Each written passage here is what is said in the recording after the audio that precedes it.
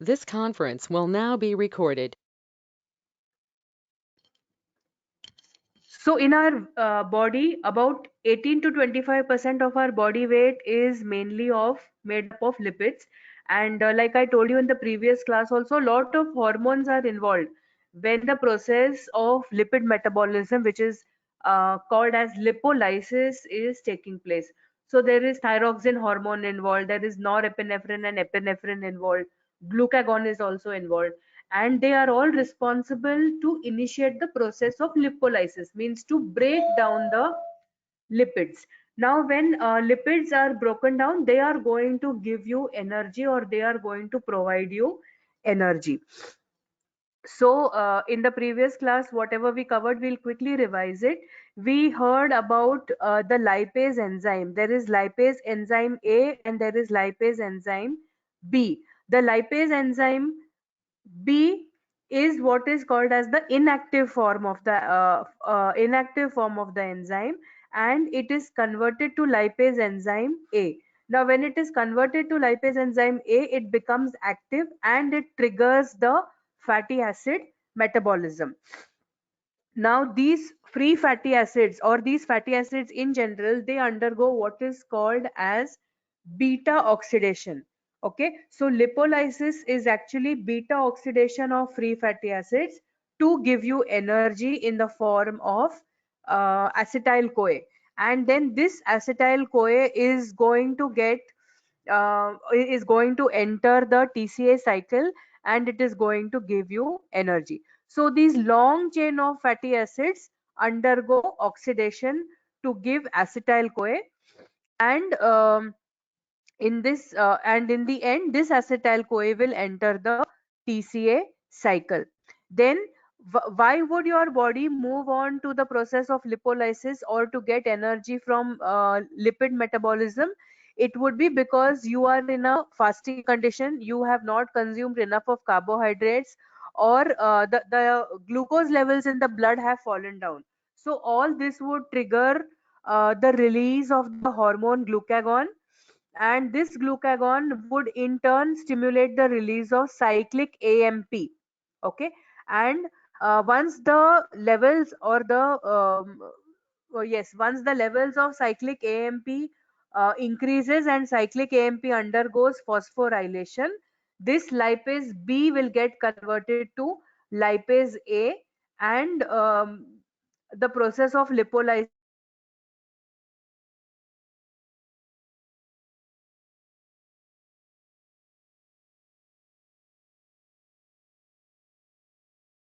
will be triggered. Now, it is called as beta oxidation for the simple reason every phase to be formed, two carbon atoms keep decreasing in the process of beta oxidation. Like for example, you have a free fatty acid which has 14 carbon atoms. Okay, so every time one beta oxidation process is over, which involves 4 steps, from 14 carbon atoms it will become 2 carbon atoms, it will lose 2 carbon atoms and it will become 12 carbon atoms. So these 2 carbon atoms go to form acetyl CoA. Okay, then the 12 carbon atom fatty acid chain is there. That 12 carbon fatty acid chain will lose 2 more carbon atoms and undergo beta oxidation once again.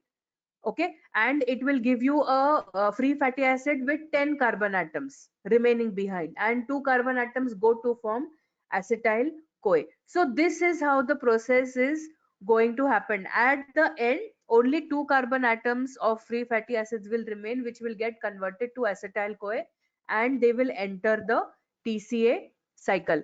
Now, because this process involves the attack of the enzyme on the beta carbon, that is on the second carbon, it is called as beta oxidation of fatty acids.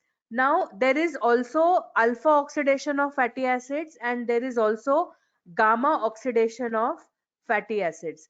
Now in alpha oxidation of fatty acids, the carbon which is first in line is going to get attacked, okay, in the free fatty acid chain. Now free beta oxidation of free fatty acids will usually take place in human beings, whereas the gamma oxidation, gamma means the third carbon atom will get involved. So when there is gamma oxidation of the free fatty acid, it is occurring usually in bacteria.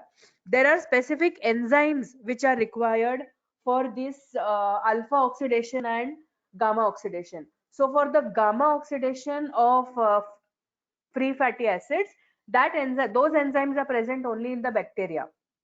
Okay, they are called as the oxygenases enzyme.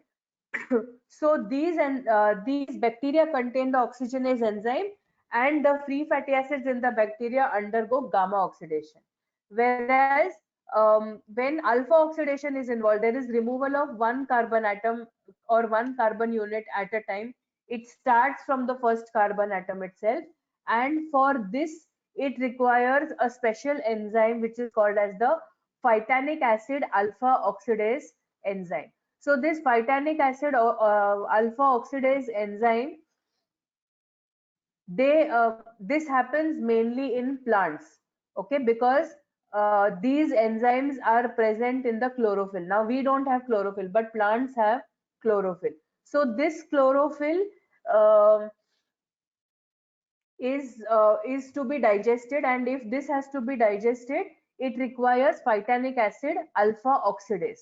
So whatever green leafy vegetables that you consume, okay, they are going to be digested by the help of this phytanic acid alpha oxidase enzyme. Now if there is deficiency of this phytanic acid alpha oxidase enzyme in the body, if it is absent, then the person is going to suffer from a neurological disorder called as Refsum's disease. So please make a note of this, that deficiency of the phytanic acid alpha oxidase enzymes will lead to Refsum's disease, which is a neurological disorder. In this, green leafy vegetables which contain chloroform, the body will not be able to metabolize it, because of which it is going to lead to this particular neurological disorder. Okay, so beta oxidation is the most important.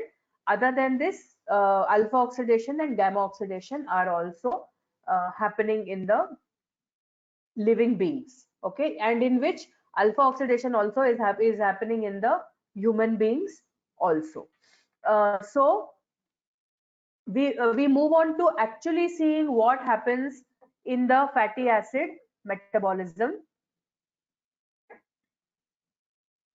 So there are three steps, major steps, which are involved in the fatty acid metabolism. And what is going to be the end product of this fatty acid metabolism is the formation of acetyl CoA. Okay, now don't confuse acyl CoA with acetyl CoA. Acyl is a different functional group, acetyl is a completely different functional group. So what are these three major steps that are involved? The first step is what is called as the activation of the fatty acid. Now, this activation of fatty acid is to form acyl CoA. The free fatty acid is present in the cell, and it has to be transported to the mitochondria. Now, the fatty acid cannot enter the mitochondria when it is in the form of a fatty acid. Okay, so what you see on your screen just now is just a fatty acid. So this is how you could substitute a lot of things in this place of R. Like you could have a CH3 over here, or you could have C2H5. Okay, so you could elongate this fatty acid chain to keep on adding carbon atoms. So assume that you have a fatty acid which has to undergo metabolism. Now this fatty acid is not going to undergo metabolism unless and until it is transported to the mitochondria. Now, in this form, this fatty acid cannot enter the mitochondria. So it has to get attached with an acyl CoA or the CoA enzyme. Okay, so this is our starting point, and this, if you see, is the end. So you see over here that one oxygen atom has been replaced, or this C double bond O has been joined with a CoA. You can see it in red in color. Okay, so this has to be attached. This CoA group has to be attached. Once this CoA group is attached, then you can transport this fatty acid acyl CoA to the mitochondria. Now, why does it have to go into the mitochondria? The reason is simple. The enzymes are present for the beta oxidation to happen in the mitochondria. So it has to enter the mitochondria. So activation of fatty acids will take place in the cytosol, where the fatty acid will get converted to fatty acyl CoA or fatty acid acyl CoA. And this conversion requires the presence of two things. One is the inorganic pyridine pyrophosphate. Okay, you can see over here inorganic pyridine pyrophosphate, which is got from ATP. So this is an energy consuming step. ATP means energy. Adenosine triphosphate is energy. So when you are converting ATP to ADP and you are trying to get pyridine pyrophosphate from it, it is a energy consuming step. Okay, it is a exergonic reaction, and along with the presence of this inorganic pyrophosphate, it also requires the presence of the enzyme fatty acyl CoA synthetase. So what will both of them do? They both will catalyze the formation of a linkage between the carboxylic group of the fatty acid and the acyl CoA. So the joining of this fatty acid carboxylic group with the CoA will be facilitated by these two enzymes, or rather this one enzyme fatty acyl CoA synthetase in the presence of inorganic pyrophosphate. So both of them will attach the CoA group to the fatty acid to form the fatty acyl CoA. Now once you get this fatty acyl CoA, it is ready to travel into the mitochondria. So all this process is happening in the cell cytosol. Now the fatty acyl CoA has to enter the mitochondria. The reason I have already told you, enzymes for beta oxidation are present in the mitochondria. Now to travel into the mitochondria, it just cannot pass like that. It requires a particular vehicle, or it has to be carried by a particular type of substance. Only then can it travel into the mitochondria. So this is what is called as the carnitine shuttle. Okay, this is how the carnitine shuttle looks like. This carnitine shuttle is responsible for carrying of the acyl CoA or fatty acyl CoA from the cytosol into the mitochondrial matrix. So in this process, what happens is the acyl CoA, which is present and which has to be transported into the mitochondria for a transient time, that means temporarily, it is attached to the hydroxyl group of carnitine.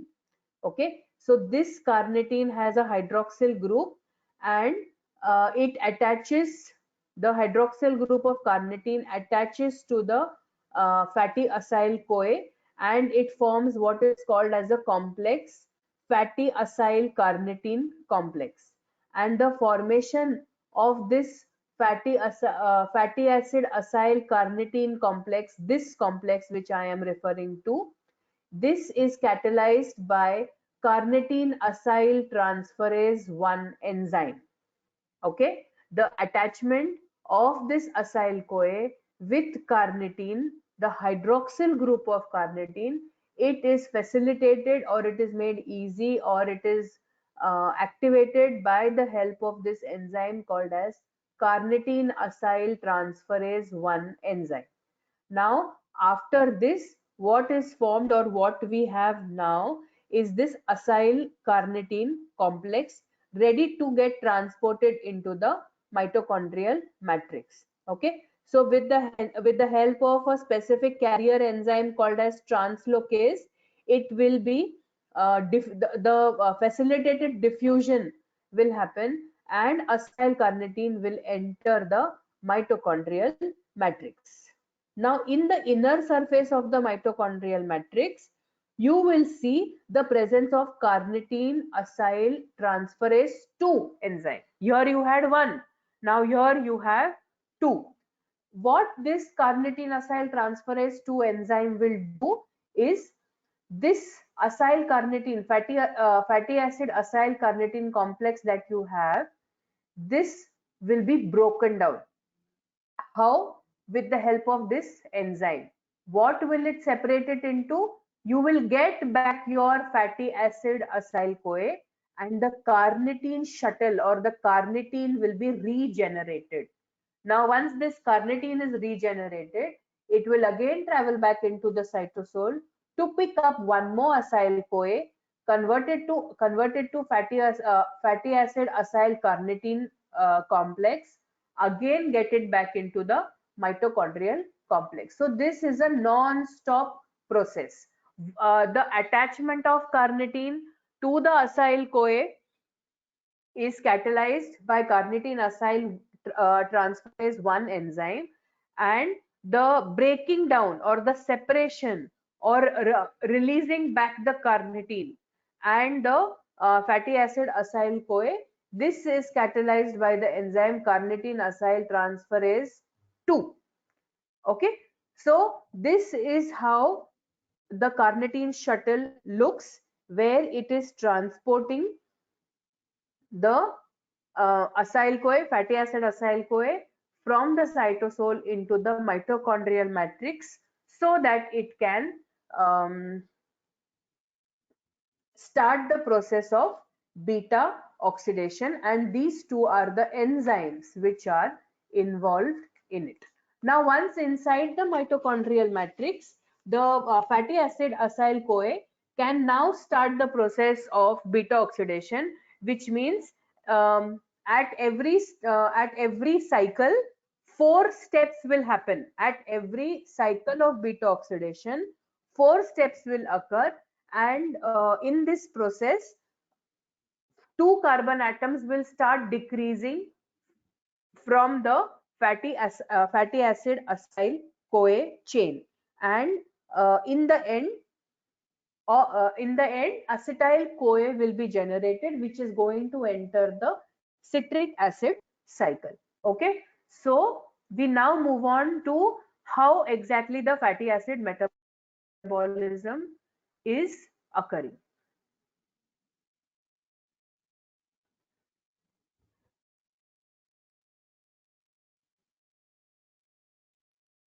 So this is how the beta oxidation of free fatty acids or beta oxidation of fatty acids looks like. There is acyl CoA in the cytosol, transported by the carnitine shuttle into the mitochondria, and here you have the fatty acid acyl CoA. Now this fatty acid acyl CoA is going to undergo 4 steps of beta oxidation, namely oxidation, hydration, again oxidation, and cleavage, to give you acetyl CoA. Now, in the end, when the acetyl CoA is generated, you can see over here the acetyl CoA has been generated and it is entering the Krebs cycle. Okay, at the end, what is going to happen? You are again going to get back an acyl CoA. But what is the difference between this acyl CoA and this acyl CoA? 2 carbon atoms are less in the acyl CoA, which I am pointing out to just now. Okay, like for example, here you have an acyl CoA or fatty acid acyl CoA which has 14 carbon atoms. Okay, so the beta oxidation process begins. Like I told you, it attacks the second carbon atom. That is why it is called as the beta oxidation process. So these 2 carbon atoms are going to come together to form this acetyl CoA. And when these 2 carbon atoms get cleaved, they break down to form acetyl CoA. You will be left behind with a chain of free fatty acid CoA, acyl CoA of 12. 14 minus 2 is 12. Okay, then this 12 carbon atoms containing fatty acid acyl CoA, okay, it will again go back to this step. Again this cycle will be reoccurring. Again oxidation, hydration, oxidation, cleavage will happen. Cleavage will happen. Two carbon atoms will again separate out in the form of acetyl CoA to enter the Krebs cycle, and the amount of carbon atoms which will now be over here will be 2 carbon atoms less. So previously we had 14, which became 12. Then from 12 it will now become 10. Okay, so this process will continue. When will it continue? Till you have only 2 carbon atoms left.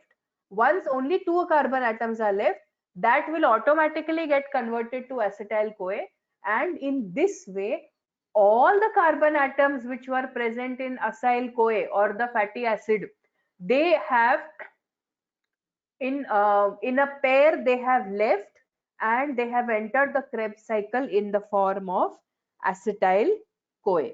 Okay, so this cycle or each cycle of beta oxidation is liberating a 2 carbon unit of acetyl CoA, which is entering Krebs cycle through a series of reactions, 4 reactions. First is oxidation, second is hydration, third is oxidation again, and the last one, fourth, is cleavage, the final reaction. So in the first oxidation, this oxidation, what happens is that acyl CoA undergoes dehydrogenation. Okay, it undergoes dehydrogenation in the presence of acyl CoA dehydrogenase enzyme, and it forms what is called as enoyl CoA. Okay, enoyl CoA is formed after the process of dehydrogenation. Now this enoyl CoA or this trans enoyl CoA which has been formed, it will undergo hydration. So the enoyl CoA hydratase enzyme brings about the hydration of the double bond to form the beta hydroxyacyl CoA. Okay, so this is the next step. First was oxidation, second was hydration. When hydration happens, it forms beta hydroxyacyl CoA. Now once this beta hydroxyacyl CoA is formed, it is attacked by the beta hydroxyacyl CoA dehydrogenase enzyme. Again oxidation will happen, and beta-keto-acyl CoA will be formed. Here is the beta-keto-acyl CoA. Okay, so beta hydroxyacyl CoA got converted to beta-keto-acyl CoA. Now the last step is very simple. There will be cleavage, there will be breaking down, there will be cutting it into 2 parts. What 2 parts? Acetyl CoA and the acyl CoA with 2 carbon atoms less. So that is the end product. This acetyl CoA goes out into the Krebs cycle. This acyl CoA goes back over here. It comes back to the starting position, but with 2 carbon atoms less, and it will again undergo oxidation, hydration, oxidation again, and finally again cleavage to give acetyl CoA and a 2 carbon atom less new acyl CoA. Again it will go back to undergo this same process. Okay, so this is what is the beta oxidation of fatty acids. So when you have a long chain of beta oxidation of fatty acids, 14 to 12 to 10, 8, 6, 4, and then finally only 2 carbon atoms will be left. They will form acetyl CoA, and they will give energy by entering into the Krebs cycle. So this is the beta oxidation of fatty acids. You can see on your screen over here the energetics also, that is how much amount of energy is used and how much amount of energy is obtained from breaking down one molecule of palmitic acid. So say palmitic acid contains 8 carbon atoms, it will undergo beta oxidation 7 times. If it would have contained 10, it would have undergone how many? 1 less, 9 times. Okay. So like that, in the end, from one molecule of palmitic acid, you can get 129 ATP molecules. Okay. If you see the oil that we all consume, most of the oil is palm oil. Okay, and this palm oil all contains what is called as palmitic acid,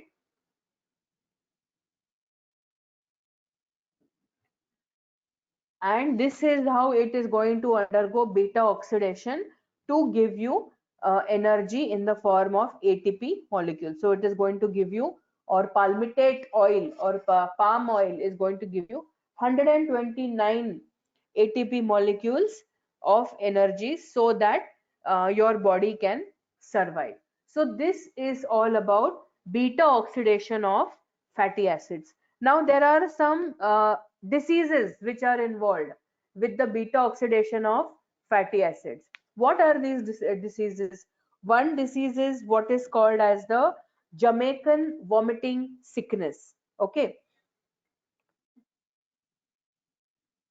The other disease is what is called as SIDS, or sudden infant death syndrome, where unexpectedly the healthy infant, a normal baby, usually overnight it will suffer from SIDS and it will die. This is because the beta oxidation has got blocked. Okay, there could be the deficiency of the acyl CoA dehydrogenase enzyme which gets developed overnight, and because of that there is death. So what is actually happening is the baby is not getting energy, the principal source of energy, that is glucose. The baby is not getting that, that is why there is, and it is unexplained, it happens all of a sudden, that is why it is called as the sudden infant death syndrome. Then like I told you, there is also something called as the Jamaican vomiting sickness, which is also involved with the error in beta oxidation of fatty acid. When the beta oxidation of fatty acid gets blocked, that time the patient suffers from Jamaican vomiting sickness. Okay, so these are some of the diseases related to beta oxidation of fatty acids.